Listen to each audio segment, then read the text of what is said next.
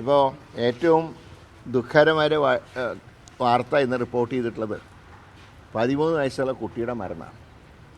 ഞാൻ ഇതിനെക്കുറിച്ച് അടിയന്തരമായി സർക്കാർ അന്വേഷിച്ച് കുറ്റക്കാർക്കെതിരെ നടപടി സ്വീകരിക്കണം. ഇപ്പോൾ കിട്ടിയ ലഭ്യമായ റിപ്പോർട്ട് അനുസരിച്ച് വൈദ്യുതി വകുപ്പിനും സ്വകാര്യ മാനേജ്മെൻറ്റും 2 പേർക്കും ഇതിൽ കുറ്റമുണ്ട്. 2 കുറ്റം കൊണ്ടൊരു കുട്ടീനെ കൊന്നു. അപ്പോൾ അടിയന്തരമായി സർക്കാർ നടപടി സ്വീകരിക്കണം. ഇതുപോലുള്ള മറ്റ് വിദ്യാലയങ്ങളിൽ ഇങ്ങനെയുള്ള സംഭവങ്ങളുണ്ടോ എന്ന് അടിയന്തരമായിട്ട് അന്വേഷിക്കുകയുമാണ്. ഒരു കുട്ടിയുടെ ജീവനാണ് നഷ്ടപ്പെട്ടത്. ഒന്ന്, ഷെഡ് എപ്പോഴാണ് പണിത്? ഇതിൻ്റെ താഴെ കൊണ്ട് ഷെഡ് കിട്ടിയതാണോ, അതോ ഷെഡ് ഉണ്ടായിട്ട് പോലും ലൈൻ വലിച്ചതാണോ? ഇതിൻ്റെയൊക്കെ ഒരുപാട് ദുരൂഹതയുണ്ട്. പക്ഷേ ഒരു കുട്ടി നമുക്കില്ലാതായി.